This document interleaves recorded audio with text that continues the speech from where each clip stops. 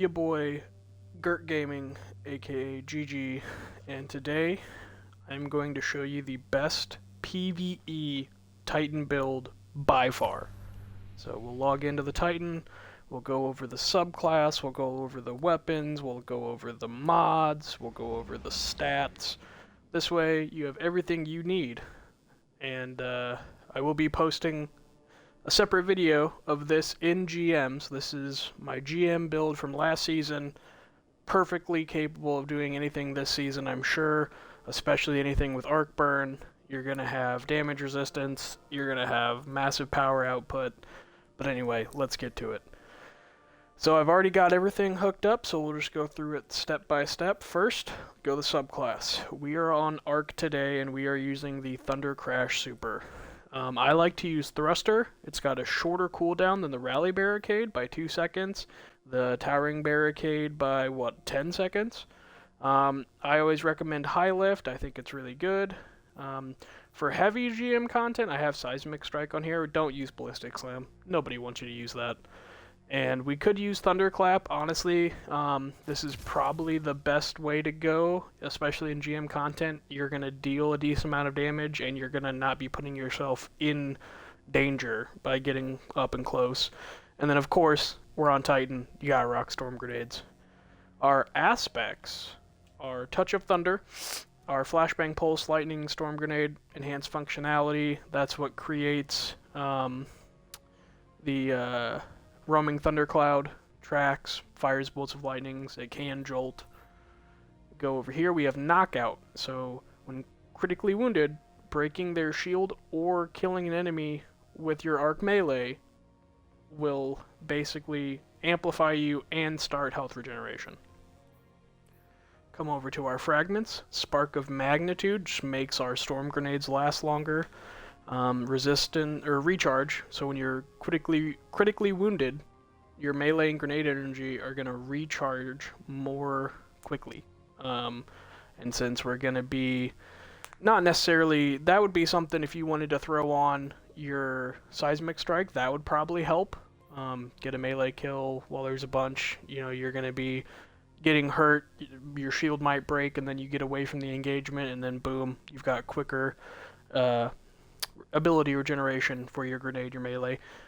Resistance, while you're surrounded, you're going to be more resistant to incoming damage. This, in combination with some other things that we're going to talk about, and 100 resilience is really nice. It also offers you 10 passive strength. And then finally, Spark of Shock, our arc grenades are going to jolt targets. It does take away 10 discipline, but we have ways of mitigating that minus 10. Next, let's talk about we'll go to the armor. So basically, you're always going to want to have 100 resilience. So I'll show you the pieces of armor that I put resilience mods on. Next, you're going to want to have a linear fusion rifle ammo finder. We're going to talk about the weapons after this, and you'll see why. And then finally, on the helmet, you want ashes to assets. You're going to gain bonus super energy on grenade kills. There's another reason we're going to be spamming grenades. We'll go over that in just a second. So just keep in mind you are going to want to have that bonus super energy from grenade kills because we're going to be using them. Come over to the arms. You've got another resilience mod. 2 bolstering detonations, which is going to grant you class ability energy when you cause damage with a grenade. Again, heavily focused grenade build. And with having the thruster, you already have the shortest cooldown on it. The next thing we're going to go over is going to be another way you're going to get your ability energy back, but now you have these stack, you throw 2 of them on, you throw a grenade, and then that just adds to a quicker cooldown of the thruster. Finally, Elemental Ordnance. When you defeat a combatant with a grenade, you spawn an Elemental Well. This is a hybrid, it's not a orb of power build, but you're going to need to be making wells, and this is probably the easiest / best way to do it with the build that we're doing. Now we come down to our exotic. Of course, Heart of Inmost Light, one of the best Titan exotics out there. I'm sure you guys know it. It's a part of it can be a part of any build, and it will probably make that build better. So this should be, I believe, our last resilience mod. You're going to throw that on.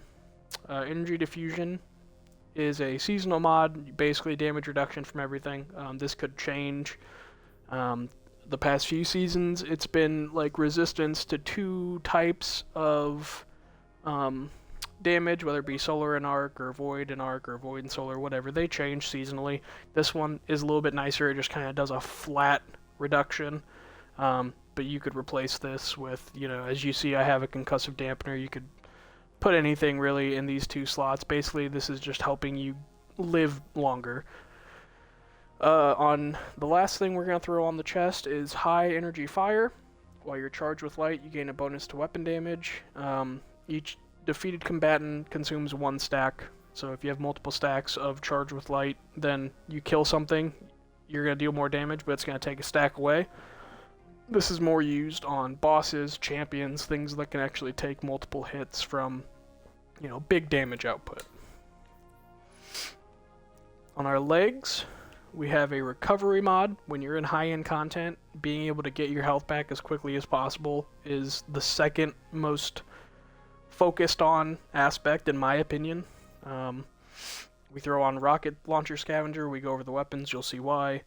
Recuperation, you're not really making too many orbs of power with this build, but most of the time you either have a well build or you have an orb power build, you have a hybrid. Nobody's really running war mind cells anymore.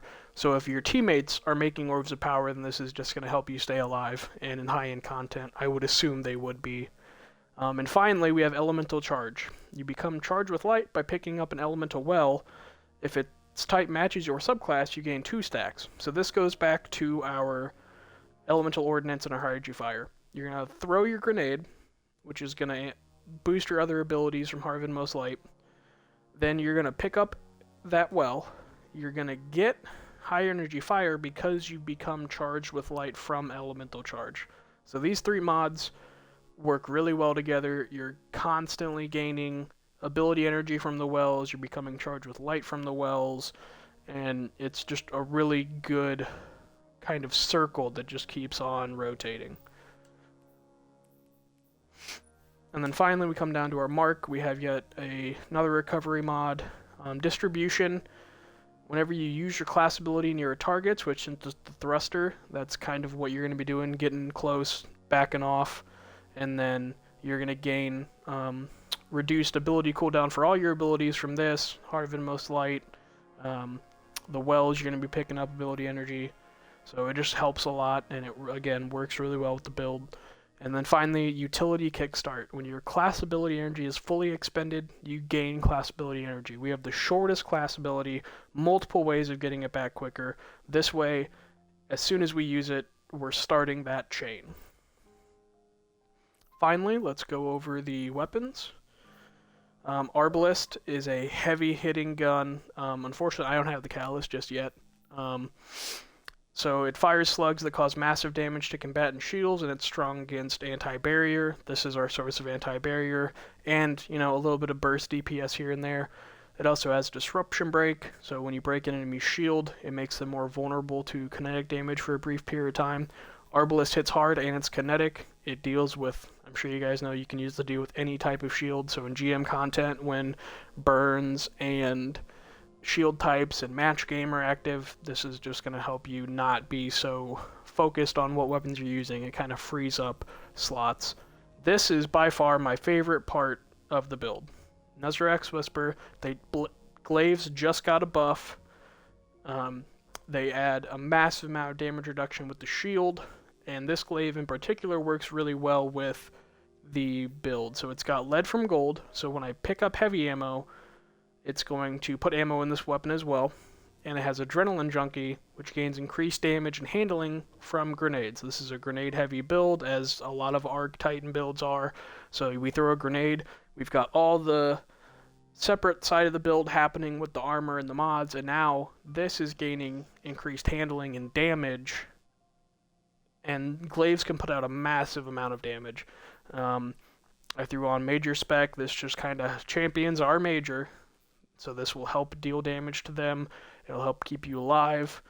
It's a great addition to the build.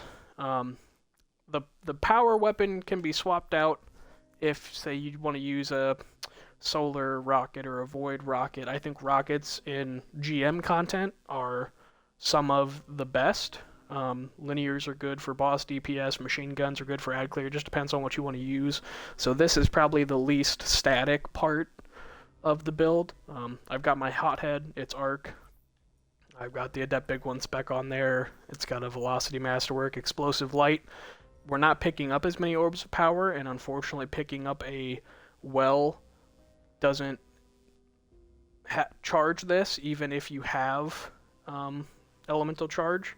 And then I've got tracking on there. I could use demo if I wanted to really lean into that grenade-centered focus, but who's using rockets to really, blow up a bunch of ads?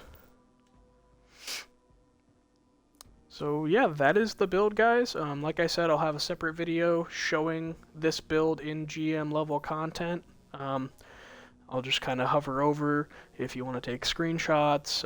I haven't posted the dim link yet, but basically this is by far, from my whole experience last season, I got the Conqueror's here and I gilded it, so I was in and out of GMs quite a bit, farming them.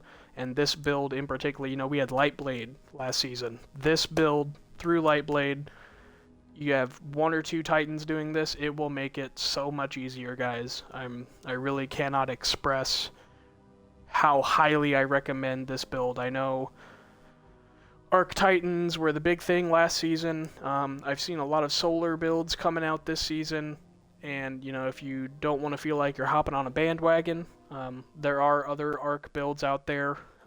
For instance, if you really wanted to, you could use Armamentarium, you could use Curus, you could use, lots of other things. You could use Dune Marchers, Stand-asides, you could use Synthos, Titans. There's other things you can do with Arc that don't necessarily focus around this type of playstyle, but I do think you're gonna get the most bang for your buck with this playstyle. So yeah, that's the video, guys. Appreciate you stopping by. If you use it and you want to let me know, how it went for you or what you think, don't be afraid to let me know.